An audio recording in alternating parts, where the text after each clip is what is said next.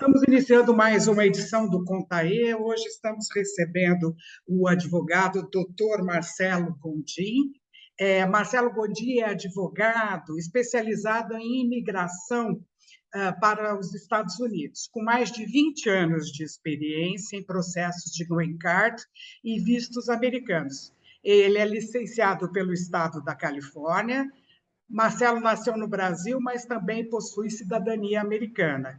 Ele é o fundador e o principal advogado da Gondim Law Corp, um dos mais importantes escritórios de advocacia imigratória dos Estados Unidos, localizado em Los Angeles. Tudo bem? É um prazer recebê-lo aqui, Marcelo. Prazer é meu, Sônia. Tudo bem com você? Tudo bem. O tema do nosso encontro de hoje é Green Card para os Estados Unidos.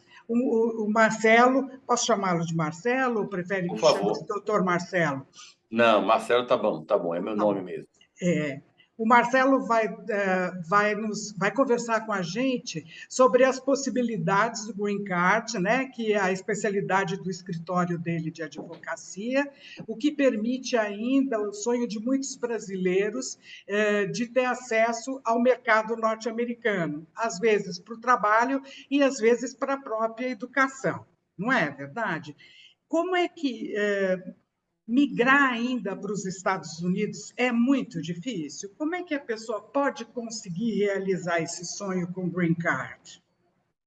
Bom, depende muito do tipo de processo que seria feito, né? Então, para algumas pessoas que têm parentes nos Estados Unidos, a imigração pode ser um pouco mais fácil. Para outros que têm, às vezes, uma profissão, uma carreira muito boa, bem estabelecida em alguma profissão específica, podem conseguir também até aplicar o Green Card sem ter uma empresa nos Estados Unidos que queira aplicar para essas pessoas. Então, existem várias opções, mas tem que ver realmente qual é a opção que você qualificaria melhor.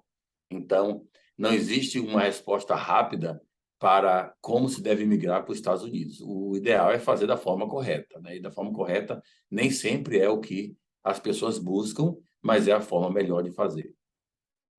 A gente ouve falar muito que existe uma grande carência de mão de obra qualificada nos Estados Unidos. É verdade?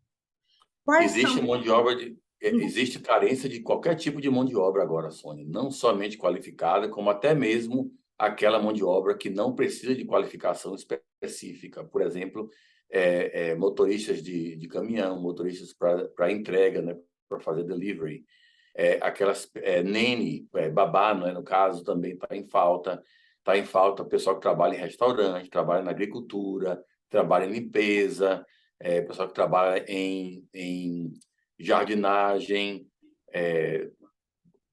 São prestadores de tudo, serviços especializados, né? Porque a tudo, jardinagem também exige, tudo, babá. exatamente. E também os especializados ou os profissionais, como, por exemplo, contadores, advogados, médicos, engenheiros, qualquer tipo de engenharia, pessoal de TI, né, também está em muita alta procura aqui nos Estados Unidos. Então, todas as profissões estão em alta demanda nos Estados Unidos. Qualificados, não qualificados, com educação especial, sem educação específica, todo mundo está em alta demanda aqui, porque talvez a economia tenha aquecido muito, principalmente depois do Covid, recuperando, né, do Houve Covid. um aquecimento Houve um econômico bom. aquecimento absurdo na economia. Só para você ter uma ideia, a nível de contexto, tivemos aqui nos Estados Unidos, no mês de julho, um aumento de 528 mil empregos que foram criados, que foram preenchidos. Então, foram novos empregos, né? Então, gerados aqui 528 mil empregos. Então, Isso é uma isso em um mês política só. da presidência da República em virtude do Covid ou é uma demanda do mercado mesmo?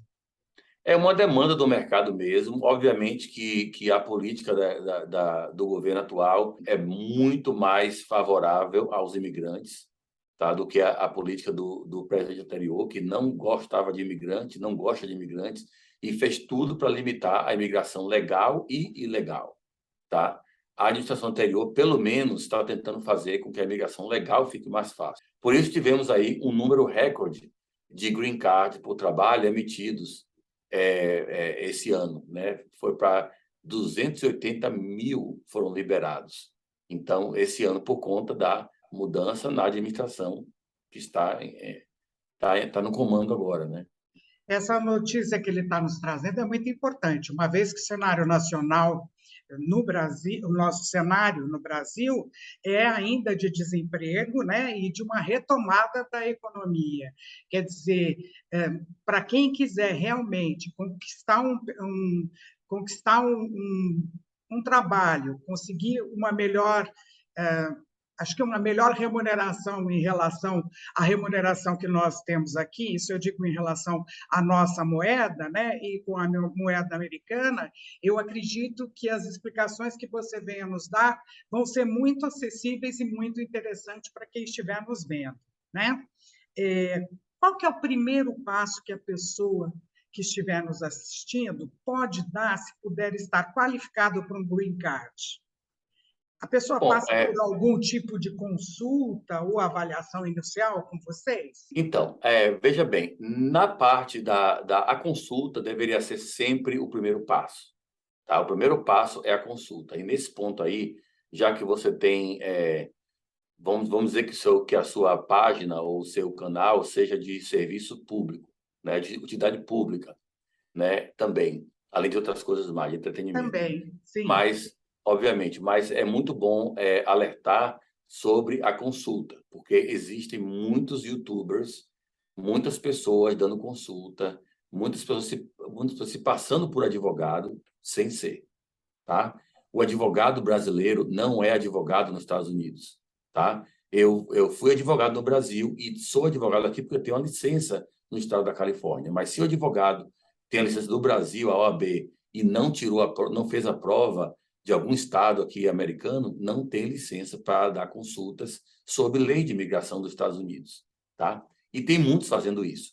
Outros dizem que, não, nós somos aqui, estamos fazendo a triagem inicial, mas depois vamos passar o caso para o advogado rever. Esses são os consultores. Também é ilegal fazer isso, também está errado fazer isso. Muitos foram processados já e continuam fazendo, tá? Então, é uma coisa que tem que ter cuidado. E tem uns que nem são advogados, nem tem nada a ver com nenhuma licença nem do Brasil, nem daqui, mas estão se passando também por advogados. Tome cuidado, porque eles cobram mais, geralmente, acredite se quiser, cobram mais e dão informação errada, porque eles querem vender o maior número de green card ou de processos possíveis que eles podem vender e depois desaparecerem, sumirem no mundo e você fica aí chupando o dedo, tá? Então, tenha cuidado. Mas voltando à sua pergunta, pois não. a consulta é o primeiro passo, porque na consulta, um advogado de imigração pode fazer uma investigação rápida sobre as credenciais daquela pessoa e ver quais são os tipos de visto que a pessoa pode qualificar, para o qual a pessoa pode qualificar. Por exemplo, se uma pessoa tem um bacharelado em alguma profissão específica e mais de 5 anos de experiência naquela profissão, principalmente quem tem 10, 15, 20 anos de experiência naquela profissão, e tem trabalhado muito bem, tem tido uma ascensão profissional no Brasil, essa pessoa pode até aplicar o Green Card sem precisar de uma empresa dos Estados Unidos estar aplicando para ela. Pode aplicar por conta própria, através do EB2NW. Tá? A gente tem vários vídeos sobre isso. Tá? Se vocês quiserem checar também nosso canal, pode checar lá que tem uns vídeos sobre o EB2NW, que é o National Interest Waiver. Esse é um Green Card que eles dão sem ter que passar por um sponsor, né? Uma empresa aplicando para você, porque isso é no interesse nacional. Então, é muito interessante essa categoria. Interessante mesmo. Eu não E também conhecia tem umas essa categorias... categoria. Exatamente. E também tem umas categorias onde você pode ser beneficiário de um processo feito por uma empresa. Geralmente é difícil você, estando no Brasil, conseguir uma empresa nos Estados Unidos que queira aplicar para você somente porque você tem aquela qualificação profissional, tal, porque eles não vão fazer, porque envolve custo, envolve tempo, tal. Mas se você já conhece pessoas que estão aqui ou conhece empresas nos Estados Unidos, essa empresa pode estar querendo fazer um processo desse para você. Eles podem não saber que podem fazer, mas numa consulta com o advogado explicando como é, no caso seria o EB3, que nós estamos falando, né? O EB3 é uma solução muito viável para empresas trazerem pessoas para aqui, porque não conseguiram encontrar no mercado local, na região local, trabalhadores americanos ou residentes habilitados ou até querendo trabalhar, ou até disponíveis para trabalhar, porque todos que querem trabalhar já estão trabalhando, né? Então, não há desemprego praticamente nos Estados Unidos hoje. Entendeu? Então, é muito fácil conseguir isso, mas a empresa que não conhece você não vai querer fazer esse processo. Tem que ser uma empresa que já tem um conhecimento e tal. Então, muitas vezes também você pode tentar entrar aqui nos Estados Unidos para fazer um curso como estudante. Daí você faz um curso, depois universitário, faz um mestrado ou um certificado, uma escola boa. E esse próprio curso vai lhe possibilitar depois, em muitos casos, o que eles chamam de OPT, que é o Optional Practical Training. Então, é um estágio, como a gente chama no Brasil, né? É um internship. Então, você vai fazer um estágio durante um ano naquela área que você estudou e essa empresa pode querer depois aplicar para você para que você fique lá permanentemente, não apenas pelo período de um ano que foi dado, né? Algumas profissões conseguem até 3 anos de estágio, como profissional de tecnologia, engenharia, matemática, ciências. Então, existem várias oportunidades, mas como eu falei no começo dessa resposta, o primeiro passo é a consulta. É a consulta que vai dar um dimensionamento para quem está interessado, e dependendo do nível, né, que ele tiver, nível de formação acadêmica, ou mesmo a sua especialização profissional, é que pode dar uma facilidade em relação ao entendimento do cenário americano, né, para que ele possa trabalhar também, né? Exatamente. O fato de trabalhar em multinacionais no Brasil, você acredita que seja uma facilidade que o brasileiro pode ter? Sim, porque às vezes essas multinacionais têm um tipo de visto que eles aplicam, que é o chamado L1, né? O L1 é um visto de executivos e gerentes multinacionais ou trabalhadores com conhecimento especializado sobre normas, programas ou métodos da empresa. Então, o L1B é muito utilizado, que é esse caso aí, e o L1A, que é o de gerentes executivos. Essas empresas muito grandes, multinacionais, têm o que eles chamam de blanket petition, que é uma petição que já foi feita, genérica, e qualquer pessoa que a empresa quer trazer, é só mandar ir no consulado, fazer uma entrevista rápida, já tem um visto, você pode entrar aqui. E pode trazer cônjuge e filhos até 21 anos, também que vão estar abaixo do visto, que seria o L2. Então, essa é uma opção muito boa, mas você fica dependendo da empresa querer fazer para você o processo. Agora, se você trabalha num cargo alto em uma multinacional, provavelmente você qualificaria para um EB2 NW, aquele que você pode fazer por conta própria. Nós temos aqui vários empresários, vários executivos, gerentes de empresas multinacionais fazendo o EB2 NW porque a empresa não quis fazer para eles, eles não quiseram esperar. Às vezes fala, vamos fazer para você, mas daqui a 3, 4 anos. Não quero esperar.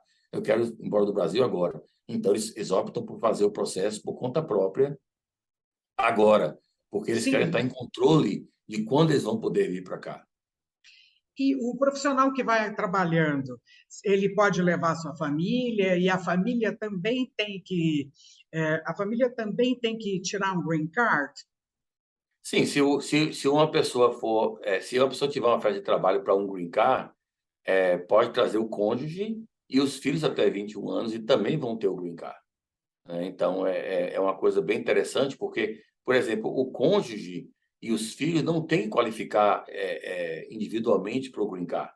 A única qualificação que eles têm é a pessoa tem que estar casada com uma pessoa que está tendo aquele green card, está recebendo aquele green card, e os filhos têm que ser filhos até 21 anos daquela pessoa que está recebendo o green card. Então, mas a pessoa pode trazer a família toda. Então, é uma boa, porque muita gente quer dar para os filhos até uma condição melhor, de ter uma carreira melhor no futuro. O Brasil, desde que eu saí do Brasil há 22 anos, já era um país meio sem futuro, a gente não tem muita visão de futuro no Brasil.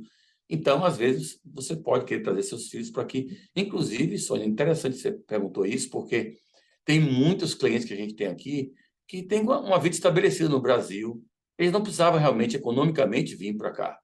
Tá? Eles estão vindo para aqui mais porque querem dar para os filhos uma oportunidade melhor, porque não é só o dinheiro. Também tem a condição social, tem a condição da profissão que vai exercer. Quantas profissões no Brasil são não digo mal vistas, vamos dizer assim, não são tão valorizadas e aqueles estão pagando peso em ouro por aqueles profissionais. Então, realmente, o profissional se sente muito não desfavorecido Prestigiado, pelas né? condições no Brasil e aquele tem todo o favorecimento. Um exemplo é enfermeiras, fisioterapeutas, né? São profissões da área de saúde que, no Brasil, os clientes me contam, não dão muito valor, não É respeitam muito tanto assim. difícil, né? É, A colocação profissional de um fisioterapeuta na área de saúde. Acaba trabalhando ou por conta própria, e o próprio salário nos hospitais também não é nem um pouco atrativo. É uma pois é, e profissão de aqui nos Estados muita Unidos, importância e que exige muito trabalho por uma remuneração. E aí, ao contrário, eles são aqui é o contrário, aqui valorizados. você fala, eu sou fisioterapeuta, o cara é fisioterapeuta.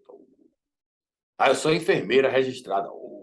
Então deve ganhar muito bem, né? Deve ser muito importante, né? Então aqui é bem diferente, né? Então isso sem falar de outras profissões, né? Não estou nem falando das profissões que normalmente são bem respeitadas no mundo inteiro, como advogados, médicos, engenheiros, tal. Mas outras profissões têm o mesmo nível de dificuldade, mas não têm o mesmo respeito no Brasil. Não sei por que existe isso no Brasil.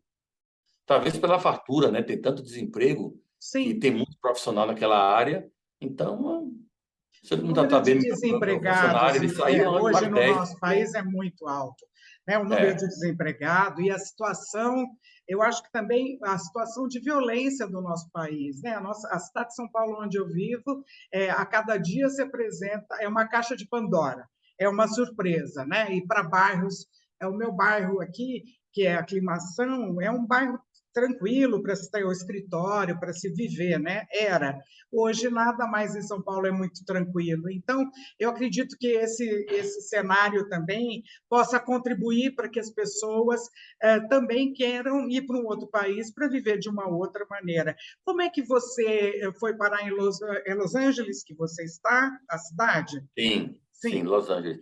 Bom, eu comecei, como muitos brasileiros, fazendo o primeiro upgrade, né? Que é sair do Brasil de uma vez já. Eu sou de Salvador, deve ter percebido pelo meu sotaque, né? Então, eu sou de Salvador e quando eu estava nos anos, no final não, em 99, mais ou menos, eu estava meio desencantado com o Brasil. Eu sempre fui desencantado com o Brasil, nunca me encantei com o Brasil, na verdade. E vim para aqui no ano 2000. Vim como Sim. turista, com a família. Daí me fizeram proposta para trabalhar na escola de advocacia de imigração e eu comecei a trabalhar em 2001 com a advocacia de imigração. E aí trabalhei durante vários anos em alguns escritórios lá na Flórida, né? Que era o primeiro upgrade, era o lugar mais perto do Brasil, então eu fui para a Flórida. Mas depois eu percebi que a Flórida era meio restrita, não dava muitas opções para eu poder crescer na minha profissão. E já o estado da Califórnia é o único estado americano que deixa o advogado brasileiro ou de qualquer outro país fazer a prova diretamente, sem ter que fazer a escola de direito de novo aqui. Então, não confundam isso com facilidade, porque não é fácil, tá? É o teste mais difícil de todos os 50 estados americanos. Mas eu coloquei na Foi bem. cabeça que isso seria o meu próximo passo e realmente consegui em Parabéns. 2010. Em 2009, eu vim para aqui, para a Califórnia, estudei bastante, ainda vim como paralegal, e aí em 2010 eu fui aprovado no California State Bar, recebi a minha licença e abri meu próprio escritório, e estou até hoje, assim, já trabalhando como advogado desde 2010, que era a realização do meu sonho, porque no Brasil eu era advogado também, lá em Salvador, mas não era feliz como advogado lá, advoguei 7 anos, mas não era feliz porque a corrupção, a sem-vergonhice é muito difícil, né? Mas aqui eu me realizei realmente nessa parte aí, e realmente é o que acontece com todas as profissões, na verdade, né? Mas eu realmente passei primeiro eu chamo do purgatório na Flórida, né? Eu Que é melhor do imagino. que o Brasil, 1 milhão de vezes melhor que qualquer área do Brasil que você possa imaginar. Mas ainda não é assim. Você não está ainda nos Estados Unidos, você não está sentindo nos Estados Unidos por estar na Flórida, né? É um lugar assim meio a população lá Tem é meio uma esquisita. imigração muito grande, né? Tem muitos latino-americanos, né? No caso, e eu Tem bastante, acho que Los Angeles também tem, tem. mas aí já é um outro cenário, né? Porque acho que as pessoas, não sei, que buscam mais pela indústria, às vezes, né? Não sei, por Vai um pouco da oportunidade. mentalidade também, né? Tem uma Tem. mentalidade mais assim, por exemplo, você está em São Paulo, então cidade grande, cidade uma metrópole grande. Então, se você gosta desse tipo de vida, desse tipo de estilo de vida, você deve procurar lugares como Nova York, Chicago, Los Angeles. Você não vai querer morar no interior de Idaho ou morar em Orlando, por exemplo, Por mais que Orlando seja movimentado, mas é uma cidade plana, não tem muitos, né, não tem aquela coisa de... Não é igual a São Paulo, Rio de Janeiro e tal. Mas se você gosta de cidade grande, como é o meu caso, é Salvador, não é igual a São Paulo, mas é uma cidade grande também, é a É terceira uma maior do Brasil, cidade se eu não me engano. bem que tem muita atividade, né? Quer dizer, É, muita demais. Então, eu gosto de cidade grande, gosto de coisa urbana. Então, para mim, Califórnia foi melhor para vir aqui, principalmente Los Angeles, onde eu me sinto muito à vontade. Agora, claro, tem seus problemas? Tem. Tem crime? Tem. Mas não é nem perto do que é no Brasil hoje em dia, né? E que era quando eu vim para cá também. então, você já está aí há 22 anos? 22 anos, estamos fazendo agora em outubro. Parabéns. E como é que você fundou o seu escritório, né? Como é que foi? Há quanto tempo você abriu o seu escritório? Bom, essa Especializado? história até é um pouco interessante, né? Porque eu vim para aqui, trabalhei como paralegal, porque você não é advogado, você tem que trabalhar como paralegal, até para aprender, porque o direito é completamente diferente do Brasil. Ainda mais imigração, que é uma parte especializada do direito americano. Então, eu trabalhei desde o começo como paralegal e vim trabalhando em escritórios, onde eu até passei a gerenciar outros paralegais e treinar outros paralegais na Flórida, isso, até que eu percebi que poderia vir fazer a prova na Califórnia. Quando eu vim para aqui, que fiz a prova, eu já tinha clientes que me seguiram. E mesmo estando na Flórida, esses clientes, mas vieram para aqui para seguir os processos com o meu escritório, quando eu abri o meu escritório próprio, tinha o meu nome, né? Então, eu abri o escritório no dia que eu recebi a notícia que eu tinha passado no bar. Naquele dia, eu já abri o escritório. Puxa, que 22 bom. de novembro, me lembro que fosse hoje, 22 de novembro de 2010, foi o dia que eu tomei o juramento. Tem que tomar um juramento aqui, né? Que você vai seguir a lei, blá, blá, blá, todas aquelas coisas. Então, nesse dia aí, eu tinha o meu escritório aberto. E aí, eu trabalhei um tempo que chamava Law Offices of Marcelo Gondim. Trabalhei uns anos com esse nome aí, que era eu sozinho. Depois, em 2014 e 2015, eu trabalhei com um colega que eu chamei, que ele fazia muito direito criminal, eu chamei ele para trabalhar em sociedade. Nós fundamos uma firma chamada Gondim e Lopes, também trabalhava muito com imigração, e ele fazia a parte criminal, corte de imigração, tal, essas coisas. E em 2016, eu resolvi voltar a ser solo. E aí montei essa empresa agora chamada Gondim Law Corporation. Hoje nós temos aqui, somos 4 advogados, né? Temos aqui eu, a Júlia Montenegro, a Patrícia Mendonça, que não fala português, ela Eu nasceu pensei em que fossem Salvador. só brasileiras, eu ia te Não, cumprimentar. Patrícia, ela está comigo há 9 anos, ela entrou como paralegal, fez law school, a escola de direito, todo dia durante o tempo que trabalhava comigo, e agora está como advogado. Temos o João também, João Loyola, também é um advogado que agora é sem contratado, né? Também recebeu a licença do bar agora, e mais todos os paralegais aqui, a maioria dos paralegais aqui, e todos do grupo do EB2 são advogados no Brasil, e 4 deles fizeram a prova agora do bar. Se algum desses passar, vamos ter mais advogados na firma. Que bom. E vai dar tudo certo, né? Que não deve ser nada fácil, então Não exige deve ser muito. fácil, Exige exatamente. muito, mas acho que quando se consegue, né? Quando se obtém o título, eu acredito, ou quando se passa no exame, a pessoa também deve se sentir muito feliz e já com uma maior liberdade de atuação também. Ela dá um upgrade, né? Na profissional também, não é verdade? Isso é muito Com certeza. interessante. O que o cliente deve esperar de um escritório de imigração para um processo de green card? Bom, o que você deve esperar, e você se vai se consultar, eu estou falando você, os seus telespectadores, né, os seus seguidores. Sim, Se você vai se consultar com um advogado de imigração, a primeira pergunta que você tem que fazer, tá? Grave bem isso, que isso pode salvar milhares e milhares de dólares, e dor de cabeça, tempo, e até o seu sonho ir por água abaixo. Primeira pergunta: em qual estado americano você tem licença? Eu vou checar aqui no Google agora. Aí você põe o nome da pessoa, o nome do estado e a palavra BAR, B-A-R. Põe lá essa pesquisa no Google e vai aparecer a licença da pessoa, se ela tem realmente licença. Se ela falar, não tem o básico aqui, já esquece por ali mesmo que você está falando com consultor, está falando com vendedor, não está falando com advogado. Tá? É a primeira coisa. Mas o escritório de advocacia tem outras obrigações, a não ser mostrar que tem a licença. Você tem que preparar Essa um processo que a licença teria pessoa... que ser pela profissão? Por exemplo, eu sou jornalista. Bom, também a minha carreira sempre foi professora universitária na área de jornalismo. Então, essa licença é de acordo com o seu registro profissional no Brasil? No caso, Não, é com base... é porque eu fiz a prova no bar aqui e passei. Então, eu tenho uma licença ah, na tá. Califórnia. E eu posso praticar direito, principalmente de imigração, no país inteiro, mesmo fora da Califórnia, porque se trata de lei federal. Então, quando a lei federal, eu não tenho essa limitação. Mas a lei estadual, eu só posso praticar direito na Califórnia. Tá? Entendi. Mas, então, voltando ao que você perguntou antes. Pois não. Então, se você tem...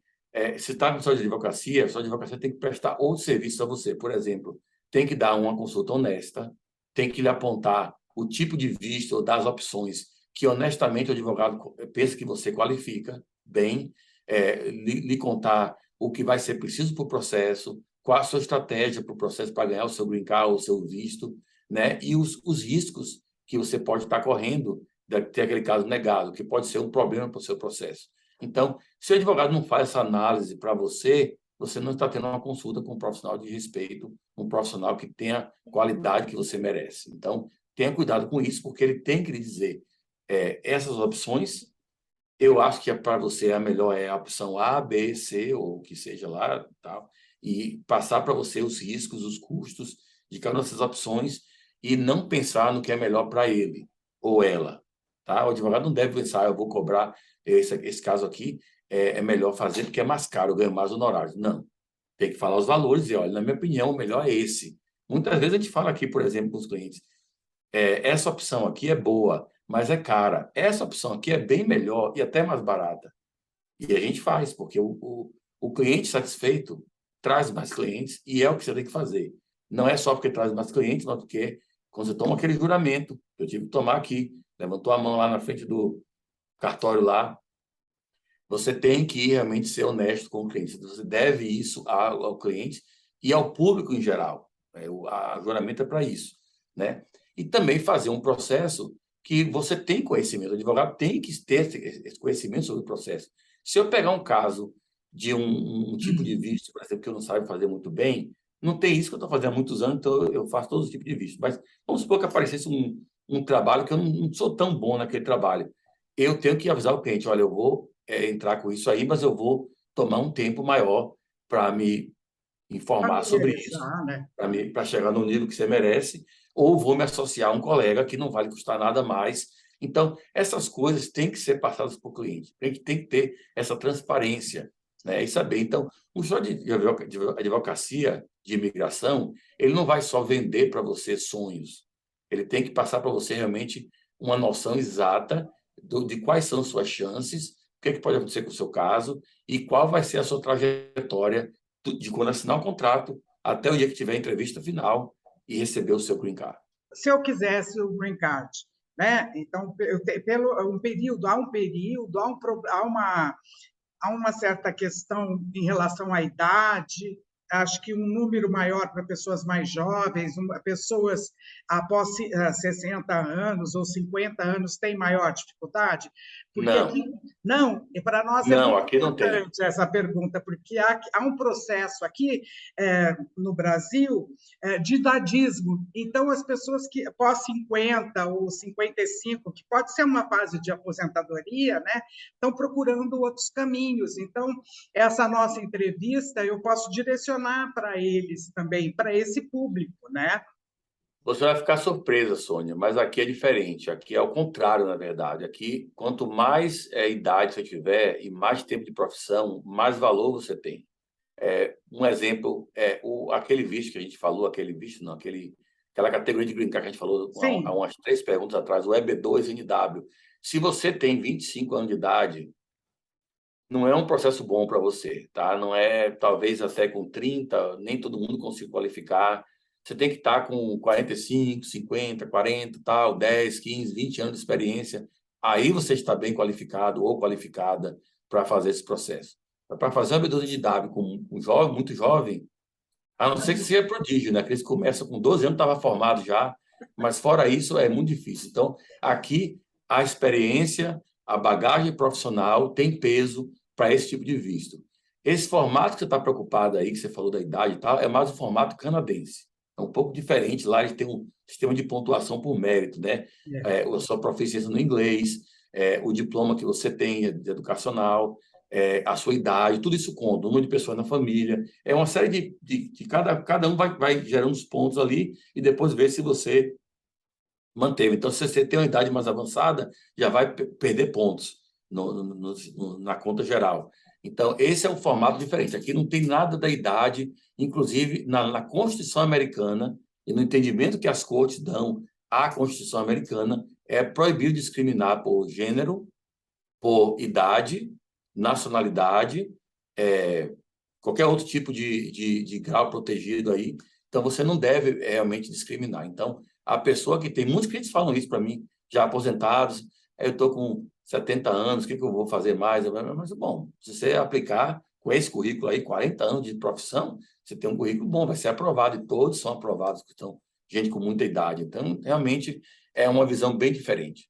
E, no caso, quem conseguir o green card com vocês, com o escritório, também, de acordo com o seu perfil, também pode conseguir benefícios como um cidadão americano, ou isso, ou há uma demora nesse processo também? Bom, o critério para você conseguir o passaporte americano, conseguir se naturalizar e virar um cidadão americano, é ter, como via de regra, 5 anos de residência permanente. 5 anos com o Green Card, nos quais você passou mais da metade do tempo fisicamente presente nos Estados Unidos. Tá? Entre outros critérios, como saber falar um pouco de inglês, bem básico. Até o The Books on the Table passa no teste de inglês para naturalização. Tá? Isso é bom. É, Para a pessoa poder aprender aí mesmo, né? Às vezes a oportunidade isso. de você estar conversando o tempo todo, né, na língua te permite maior aprendizado, né? Exatamente. Então, você tem esses critérios para se naturalizar, 5 anos de residência, nos quais você passou mais da metade aqui. Essa é a base para virar cidadão americano. Agora, quem casou com americano são 3 anos, se tiver ainda casado, né? Então, é um pouquinho menor o tempo de naturalização.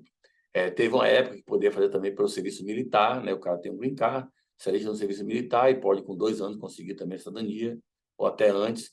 Então, existem algumas exceções, mas a maioria das vezes você vai ver pessoas se naturalizando com 5 anos de residência, como eu fiz.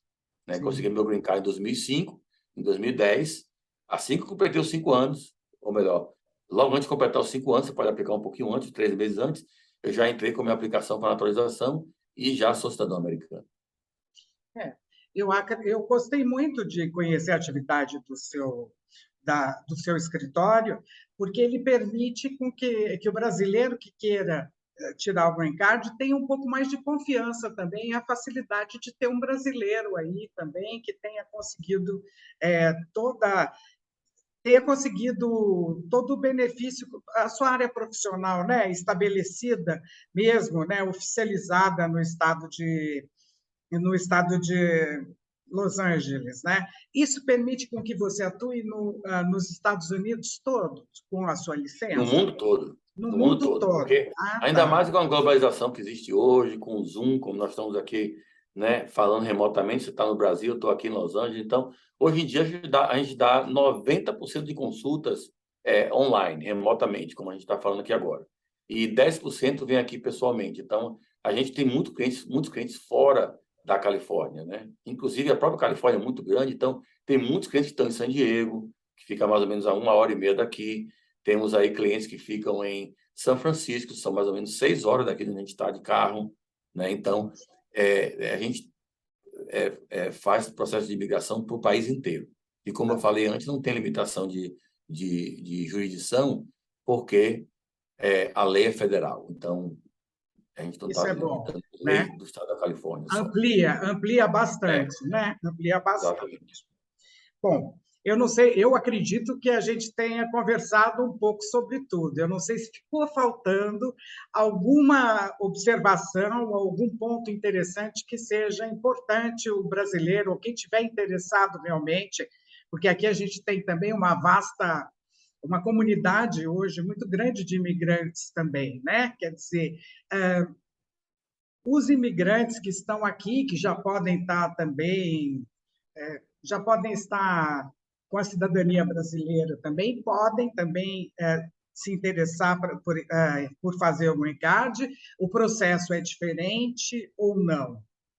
É a mesma coisa, o processo para o Green Card é o mesmo para qualquer nacionalidade, na verdade, e qualquer brasileiro que quiser realmente morar nos Estados Unidos, primeiro passo, consulta. Daí você vai saber os tipos de vistos, os tipos de visto para os quais você pode qualificar e vai saber mais ou menos quanto custa cada opção e quais casos você vai ter mais chances de ser aprovado, quais casos vão representar mais dificuldade.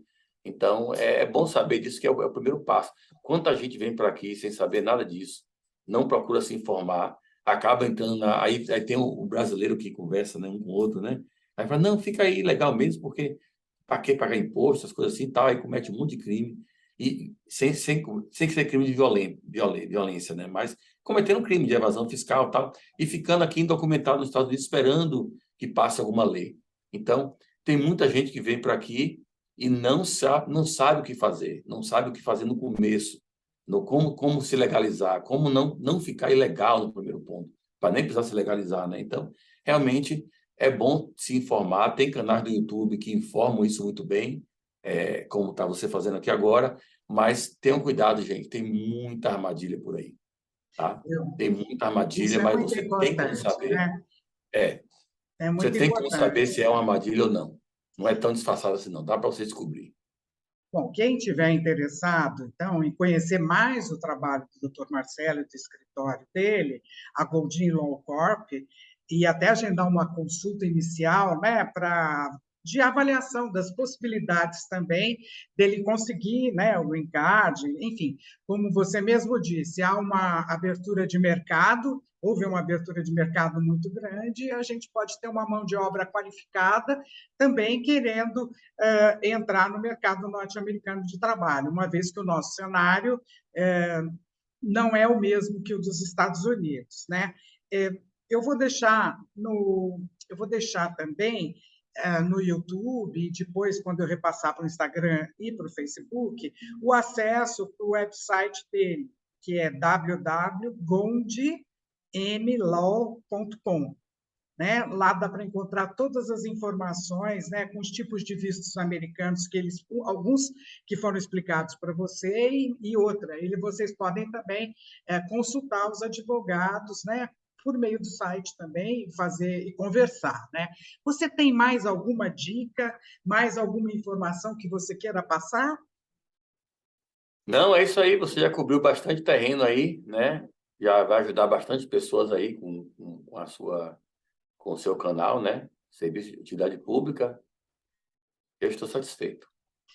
Então, eu queria agradecer a sua participação, queria agradecer também ao nosso telespectador, e se ele tiver qualquer dúvida, pode escrever para a Galáctica, e eu vou deixar também os links das redes sociais ah, ah, da empresa também, né, que é importante.